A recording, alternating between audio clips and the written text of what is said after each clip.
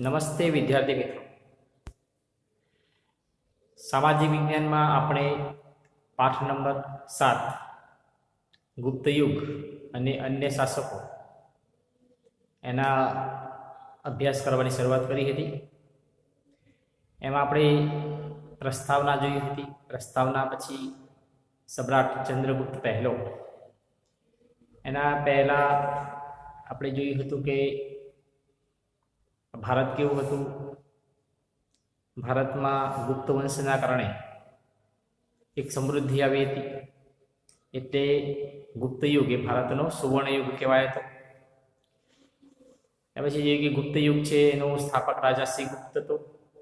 શ્રીગુપ્ત પછી એનો અનુગામી પુત્ર ઘટોત્કચ અને ઘટોત્કચનો અનુગામી પુત્ર ચંદ્રગુપ્ત પહેલો એ ગાદી આવ્યો.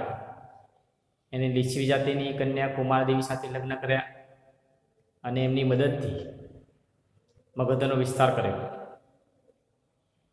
અને એનો રાજ્યાભિષેક થયો. એને મહારાજાધિરાજ બિરુદ ધારણ કર્યું. એના રાજ્યાભિષેકથી ગુપ્ત સંવતની શરૂઆત થઈ અને કાળગણના જે ઘટનાઓ બનતી હતી એ ઘટનાઓની ગોઠવણી શક્ય બની. આટલા સુધી આપણે અભ્યાસ કર્યો હતો. આજે આપણો આ અભ્યાસમાં બીજો ગુપ્ત સમ્રાટ, જેનું નામ છે સમુદ્રગુપ્ત, એના વિશે અભ્યાસ કરવા જઈ રહ્યા છીએ. તો જોઈએ સમ્રાટ સમુદ્રગુપ્ત. ચંદ્રગુપ્ત પછી તેનો પ્રતાપી પુત્ર સમુદ્રગુપ્ત ગાદી આવ્યો.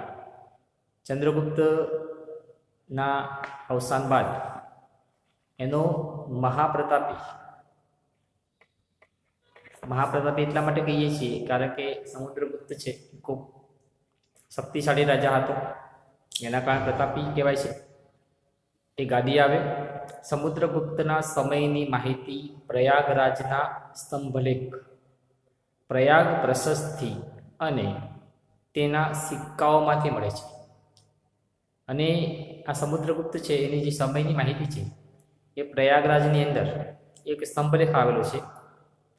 એ સ્તંભલેખ ઉપર એની પ્રયાગ પ્રશસ્તિ એ આલેખેલી છે અને એની જે સિક્કાઓ બહાર પડ્યા એ સિક્કાઓમાંથી એની માહિતી પ્રાપ્ત થાય છે. આ પ્રશસ્તિ રાજકવિ હરિશ્ચણે રચી છે અને જે પ્રશસ્તિ છે એની રચના એ રાજકવિ હરિશ્ચણ છે એમને કરી હતી. તેમાં સમ્રાટ સમુદ્રગુપ્તના દિગ્વિજયો અને સાંસ્કૃતિક સિદ્ધિઓ વર્ણવી છે. અને સમુદ્રગુપ્ત છે એને જે વિજયો મેળવ્યા એ અને એની જે પણ સાંસ્કૃતિક રીતે જે સિદ્ધિઓ મેળવી હતી, સાંસ્કૃતિક જે સિદ્ધિઓ હતી એનું વર્ણન આ હરિશ્ચણ નામના રાજકવિએ કર્યું છે. તેણે ખૂબ જ ઓછા સમયમાં ઉત્તર ભારતના મોટાભાગના રાજ્યોથી માંડી અફઘાનિસ્તાનના કુષાણ શાસનતંત્ર સુધી તેની વિજય યાત્રા કરી હતી. અને ગાદીના આવ્યા પછી ખૂબ ઓછા સમયની અંદર એને વિજયની હારમાળા સર્જી હતી. એટલે કે ઉત્તર ભારતમાં મોટાભાગના રાજ્યોમાં, ત્યાંથી અફઘાનિસ્તાન સુધી અને કુષાણ જે શાસનતંત્ર હતું ત્યાં સુધી એને વિજયમાળા સર્જી હતી. દક્ષિણમાં લગભગ 12 જેટલા રાજાઓને હરાવ્યા. તેણે આ રાજાઓને હરાવીને તેમના રાજ્યો ખાલસા કરવાને બદલે તેમને ખંડિયા રાજાઓ તરીકે ડહાપણપૂર્વક પુનઃસ્થાપિત કર્યા. દક્ષિણની અંદર એને 12 જેટલા રાજ્યો જીત્યા અને 12 જેટલા જે રાજાઓ હરાવ્યા એ હરાવ્યા પછી એમનું રાજ્ય એ એમને લઈને લીધું. પણ એ રાજાઓ હાર્યા છે અને એ મારા તરફથી રાજ્ય કરશે એટલે એમને ખંડિયા રાજા જાહેર કર્યા. એટલે રાજ્ય તો કરશે પણ સમુદ્રગુપ્ત વતી રાજ્ય કરશે. આ એની ચતુરાઈ હતી કે જેના કારણે એ સમુદ્રગુપ્ત પ્રત્યે રાગ દ્વેષ રાખે નહીં અને એને એક સમ્રાટ ગણીને બહુમાનપૂર્વક એનું માન આપે અને પોતે રાજા તરીકે રાજ્ય કરે. તો ખંડિયા રાજા તરીકે આ 12 રાજાઓને જાહેર કર્યા. રાજ્યનો વહીવટ ચલાવવા રાજ્યપાલો અને અધિકારીઓની નિમણૂક કરવામાં આવી હતી. અને રાજ્યનો જે વહીવટ છે એ ચલાવવા માટે રાજ્યપાલોની નિમણૂક કરતા અને અધિકારીઓની નિમણૂક કરી એ આ રાજ્ય ચલાવતા હતા. આપણે આગળના પાઠમાં ભણી ગયા છીએ મૌર્ય યુગ. એમાં જે પ્રકારનું વહીવટી તંત્ર હતું એમાં પણ રાજ્યપાલ હતા, એમાં પણ અધિકારીઓ હતા. તો ગુપ્ત યુગની અંદર પણ એ જ પદ્ધતિથી એ રાજ્ય ચાલતું હતું. સમુદ્રગુપ્ત મહાન વિજેતા અને સંસ્કારી સમ્રાટ હતો. પ્રશ્ન પૂછાય કે સમુદ્રગુપ્ત એક કેવો સમ્રાટ હતો? તો એક મહાન વિજેતા અને સંસ્કારી સમ્રાટ હતો. તેની સાહિત્યિક સિદ્ધિઓ તથા ચારિત્ર પણ નોંધપાત્ર હતા. અને એને જે સાહિત્યિક સિદ્ધિઓ મેળવી છે એ અને એનું ચારિત્ર એ ખૂબ નોંધપાત્ર એ હતું. તેણે અનેક કાવ્યોની રચના કરી કવિરાજનું બિરુદ મેળવ્યું હતું. કેટલાય પ્રકારના કાવ્યોની રચના આ સમુદ્રગુપ્તે કરી હતી અને કવિરાજ તરીકે પોતે બિરુદ મેળવ્યું હતું. કારણ કે કેટલાય કાવ્યોની રચના કરી હતી. પરંતુ કમનસીબ છે કે આજે તેનું એક પણ કાવ્ય એ આપણને મળતું નથી. એક સિક્કામાં સમુદ્રગુપ્તે વીણા વગાડતો દર્શાવવામાં આવ્યો છે, જે તેનો સંગીત પ્રેમ દર્શાવે છે. અને જેને જે સિક્કા બહાર પડાવ્યા હતા સોનાના, એમાં એ વીણા વગાડતો એ દર્શાવે છે, જેના આધારે કહી શકાય કે સમુદ્રગુપ્ત એ સંગીત પ્રેમી રાજા હશે. તેના શાસનકાળ દરમિયાન અનેક મંદિરો, બૌદ્ધ વિહારો અને જૈન ઉપાશ્રયો બંધાયા હતા. અને એને જે શાસનકાળ હતું, એને જે શાસન કર્યું એ સમય દરમિયાન કેટલાય મંદિરોનું નિર્માણ કરાવ્યું, બૌદ્ધ મંદિરોનું નિર્માણ કરાવ્યું, બૌદ્ધ વિહારોનું નિર્માણ કરાવ્યું અને જૈન ઉપાશ્રયો આ બાંધવામાં આવ્યા હતા. તેને અશ્વમેઘ યજ્ઞ કર્યો. અને એને અલગ અલગ પ્રકારના જે યજ્ઞ આવે છે, રાજસુ યજ્ઞ, અશ્વમેઘ યજ્ઞ, એમાં અશ્વમેઘ યજ્ઞ એને કર્યો હતો. જેમ રામ ભગવાને અશ્વમેઘ યજ્ઞ કર્યો એમ આ સમુદ્રગુપ્તે પણ અશ્વમેઘ યજ્ઞ કર્યો હતો. આ સંદર્ભે તેણે સિક્કા પડાવ્યા હતા અને અશ્વમેઘ યજ્ઞ કર્યો એના સંદર્ભને ધ્યાનમાં રાખીને એને સોનાના સિક્કા બહાર પડાવ્યા હતા. તેણે પોતાના દરબારમાં વિદ્વાનોને એકત્રિત કરી ઉચ્ચ પ્રકારનું સાહિત્ય સર્જન કરાવ્યું હતું. અને જે વિદ્વાનો હતા એ વિદ્વાનોને એને એકત્રિત કર્યા, એટલે ભેગા કર્યા. ભેગા કરીને ઉત્તમ પ્રકારનું સાહિત્યની રચના થાય એ હેતુથી આ બધા લોકોને ભેગા કરી અને ઉત્તમ પ્રકારના સાહિત્યનું એને સર્જન કરાવ્યું હતું. જ્ઞાનીઓ તેની અને તે જ્ઞાનીઓની સોબત ઈચ્છતા હતા. અને જે જ્ઞાનીઓ હતા એ સમુદ્રગુપ્તની પાસે રહેવાની ઈચ્છા રાખતા હતા. એ પ્રકારે સમુદ્રગુપ્ત પણ પોતાની આસપાસ એ જ્ઞાનીઓ રહે, એ જ્ઞાનનો ભંડાર એ પોતાના શાસનકાળ દરમિયાન પોતાના રાજ્યમાં એ સતત પ્રવર્તમાન રહે, પ્રવાહિત રહે એવી ઈચ્છા એ ધરાવતો હતો. તેણે હિન્દુ ધર્મને ઉત્તેજન આપ્યું. અને હિન્દુ ધર્મ છે, હિન્દુ ધર્મને એને ઉત્તેજન આપ્યું. તેણે સામાજિક રીત રિવાજોને સ્વીકાર્યા હતા અને જે સામાજિક રીત રિવાજો હતા એનો સ્વીકાર એને ખુલ્લા દિલે કર્યો હતો. પ્રાચીન ભારતના ઇતિહાસમાં સમુદ્રગુપ્તનું સ્થાન વિશિષ્ટ અને નોંધપાત્ર છે. અને પ્રાચીન જે ભારત છે એમાં ઇતિહાસમાં કોઈ સમ્રાટનું સ્થાન નોંધપાત્ર હોય અને વિશિષ્ટ હોય તો એ છે સમુદ્રગુપ્ત. ગુપ્ત સામ્રાજ્યની મહત્તાનો તે સર્જક હતો. અને ગુપ્ત સામ્રાજ્ય છે એની જે મહત્તા છે એનો સર્જક આ રાજા હતો. કેમ? પોતે રાજકવિ હતો, પોતે સંગીત પ્રેમી હતો, અશ્વમેઘ યજ્ઞ કર્યો, વિજયની હારમાળા સર્જી દીધી. સાથે સાથે ડહાપણપૂર્વક જે રાજ્યો જીતી લીધા એ રાજાઓને ખાલસા નહીં કર્યા, પણ ખંડિયા રાજા જાહેર કરીને પોતાના વતી રાજ્ય ચલાવવા માટે એને ખૂબ ચતુરાઈ વાપરી અને એમને પોતાના કર્યા હતા. તો આપણે સમ્રાટ સમુદ્રગુપ્તનો પરિચય મેળવ્યો. એના પછી આગળની જે હારમાળા છે એમાં એના પછી આવશે સમ્રાટ ચંદ્રગુપ્ત બીજો, જેને વિક્રમાદિત્યના નામથી પણ ઓળખવામાં આવે છે. તો જોઈએ સમ્રાટ ચંદ્રગુપ્ત બીજો. અહીંયા આપણા પુસ્તકમાં ગુપ્ત શાસન સમયના સિક્કાઓ છે, સોનાના જે બહાર પડાવે છે એનું ચિત્ર આપેલું છે, એ આપણે અહીંયા જોઈ શકીએ છીએ. ઈસવીસન 375માં સમુદ્રગુપ્તનું અવસાન થયું. તેના સ્થાને ચંદ્રગુપ્ત બીજો ગાદી ઉપર આવ્યો અને 375માં સમુદ્રગુપ્ત એનું મૃત્યુ થયું. એના પછી એનો પુત્ર ચંદ્રગુપ્ત બીજો એ ગાદી ઉપર આવ્યો. તેણે પિતાએ વારસામાં આપેલા વિશાળ સામ્રાજ્યને સફળતાપૂર્વક સાચવ્યું. એટલું જ નહીં પણ કેટલાક વિજયો મેળવીને સામ્રાજ્યનો વિસ્તાર વધાર્યો. એના પિતા સમુદ્રગુપ્તે જે વારસામાં શાસન આપ્યું હતું એ વિશાળ સામ્રાજ્યને સાચવ્યું. સાચવતાની સાથે સાથે અનેક વિજયો મેળવી અને એને સામ્રાજ્યનો વિસ્તાર કર્યો. ચંદ્રગુપ્ત બીજો ગુપ્ત વંશનો સૌથી પ્રતિભાશાળી શાસક હતો. અને એવું કહેવાય કે સૌથી શક્તિશાળી અને પ્રતિભાશાળી કોઈ શાસક હોય તો એ ચંદ્રગુપ્ત બીજો હતો.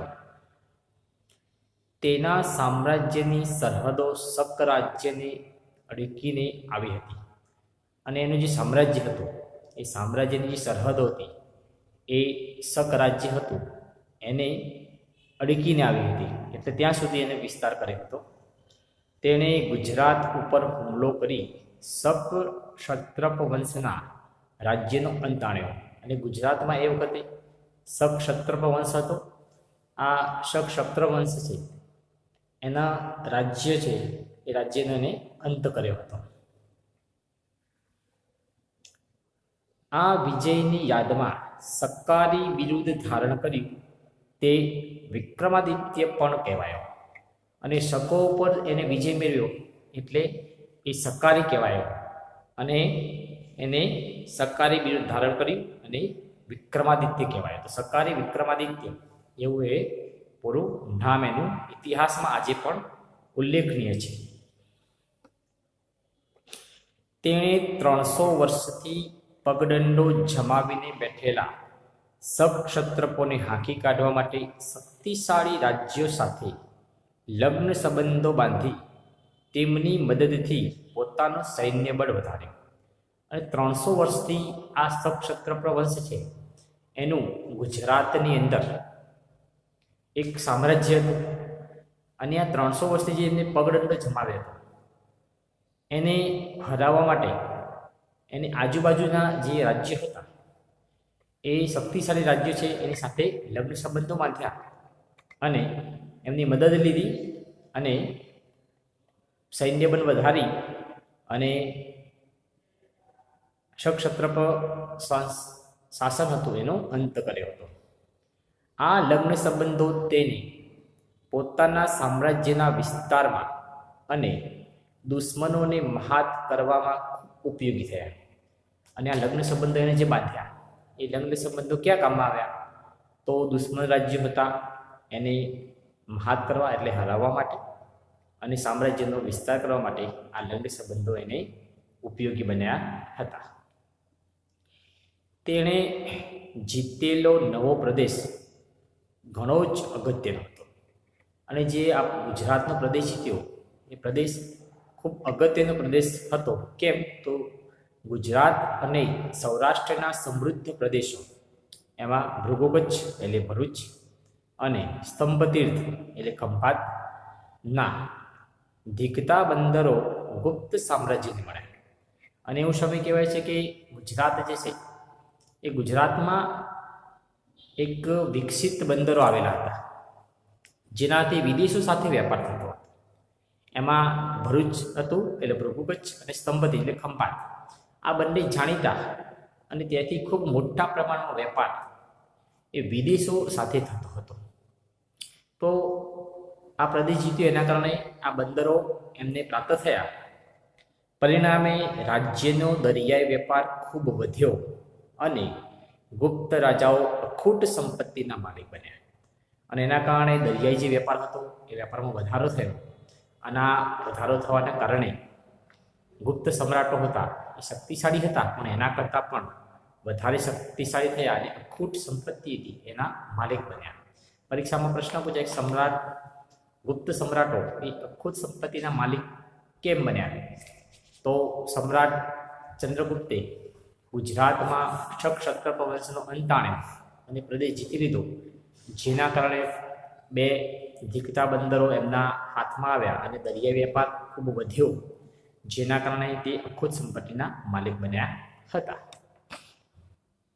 ચંદ્રગુપ્ત દ્વિતીયના સમયમાં આવેલા ચીની યાત્રાળુ ફાહિયાને ગુપ્ત રાજ્ય વહીવટના અને ગુપ્ત સામ્રાજ્યની સમૃદ્ધિના વખાણ કર્યા છે.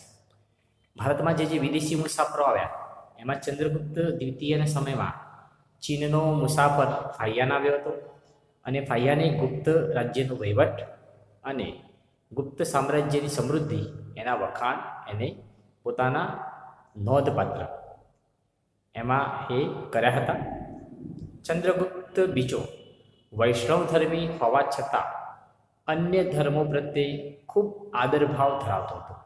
પોતે વૈષ્ણવધર્મી હતું એટલે વિષ્ણુ ભગવાનનો એ આરાધક હતો, છતાં પણ અન્ય જે ધર્મો હતા એ ધર્મો પ્રત્યે પણ એ આદરભાવ ધરાવતો હતો. તેનો સેનાપતિ આમ્રકાળદેવ બૌદ્ધ ધર્મી અને રાજ્યમંત્રી વરસેન શૈવ ધર્મી હતો. રાજધાની પાટલીપુત્રમાં પણ અનેક બૌદ્ધ મઠો આવેલા. જે હતા એમાં એનો સેનાપતિ આમ્રકાળદેવ હતો, એ પોતે બૌદ્ધ ધર્મી હતો અને એનો રાજ્યમંત્રી હતો વરસેન એ શૈવ ધર્મી હતો. આના સિવાય પાટલીપુત્રની અંદર અનેક બૌદ્ધ મઠો આવેલા હતા. તો એ કહી શકાય છે અન્ય ધર્મો પ્રત્યે પણ એ આદરભાવ ધરાવતો હતો. તેના શાસનકાળ દરમિયાન મેળવેલ સાંસ્કૃતિક સિદ્ધિઓને કારણે જ ગુપ્ત યુગ સુવર્ણયુગ બની શક્યો. અને એની જે શાસનકાળ હતું એ શાસનકાળ દરમિયાન એને સાંસ્કૃતિક સિદ્ધિઓ પ્રાપ્ત કરી, એના કારણે ગુપ્ત યુગ એ સુવર્ણયુગ બન્યો હતો. તે વિદ્વાનો અને કવિઓનો આશ્રયદાતા હતો. વિદ્વાનો અને જે કવિઓ હતા એ કવિઓને એ પોતાના દરબારમાં એ આશ્રય આપતો હતો, એટલે એ કવિઓ અને વિદ્વાનોનો આશ્રયદાતા હતો.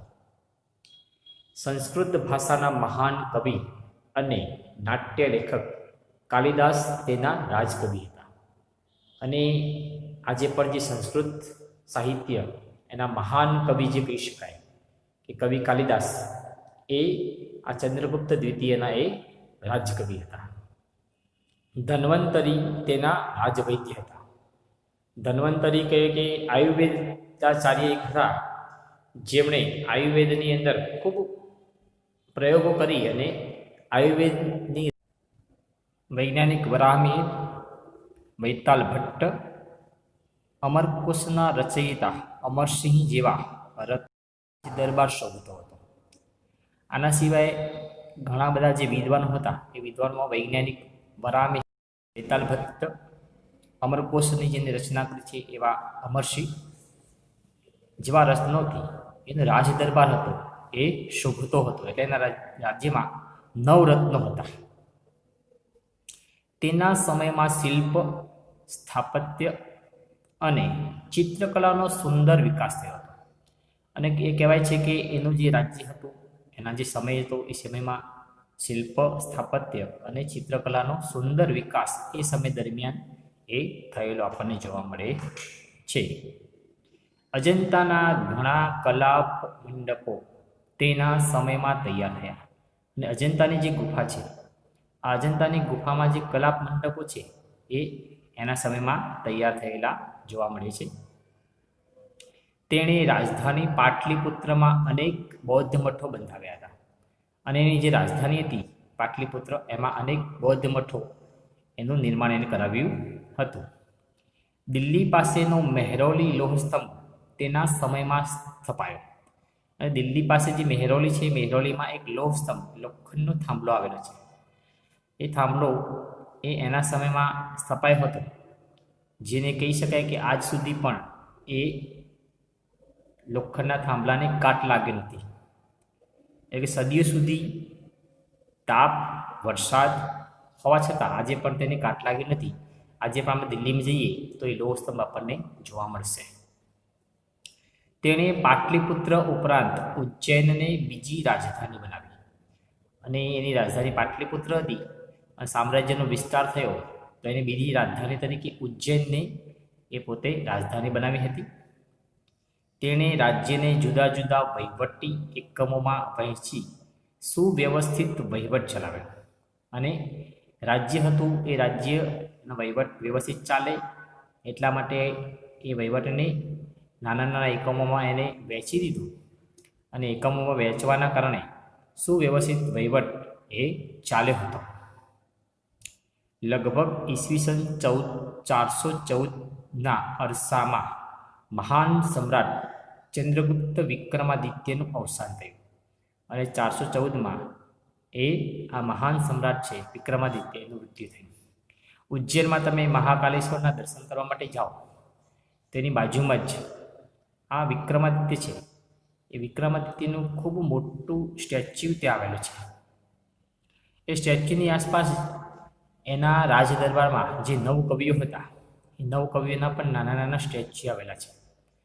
એ પોતે 9 કવિઓ છે, એના આ 9 રત્નોથી એનો દરબાર શોભતો હતો.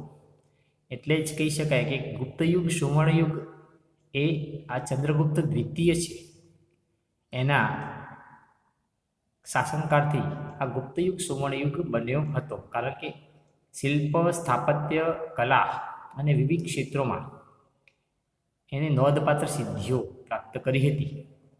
વિદ્વાનોથી લઈ અને અનેક કવિઓ એના રાજદરબારમાં હતા, એ રાજદરબાર શોભતો હતો. તો આજે આપણે 2 મહાન સમ્રાટ સમુદ્રગુપ્ત, સમ્રાટ ચંદ્રગુપ્ત દ્વિતીય, એના વિશે, એના જીવન વિશે અભ્યાસ કર્યો. પુસ્તકમાંથી વાંચીને પણ આપણે વારંવાર એનો અભ્યાસ કરીશું. યુટ્યુબ પરથી વધુમાં વધુ માહિતી મેળવીને પરિવાર સાથે એની સિરિયલ વગેરે આવતી હોય તો એ જોઈ શકાય, વધુ માહિતી શેર કરી શકાય, મિત્રોને પણ શેર કરી શકાય. કારણ કે ભારતનો ભવ્ય વારસો એ એટલો પ્રાચીન વારસો છે, અને એમાં આવા મહાન સમ્રાટો, મહાન રાજાઓ થઈ ગયા. એ રાજાઓ છે એનું જીવન કવન પણ વાંચવા જેવું છે. એ આપણા જીવનમાં એ ઉતરે, આપણા નોલેજ, આપણું જ્ઞાન વધે એ હેતુથી પણ જરૂરી છે. તો આ વિડીયોના માધ્યમથી આપણે ઘરે બેસીને એનો અભ્યાસ કરી શકીશું, પુસ્તકમાંથી પણ વાંચી શકીશું. નાના નાના પ્રશ્નો છે, એ પ્રશ્નો નોંધવાલાયક આપણને લાગે છે, એ સાથે સાથે પુસ્તકમાંથી નાના પ્રશ્નો બનાવીને નોટ બનાવીએ. ગૃહ કાર્યના માધ્યમથી પણ આપણને નાના નાના પ્રશ્નો એ મળતા રહેશે, એની પણ સારી નોંધ આપણે તૈયાર કરતા રહીએ. નમસ્કાર.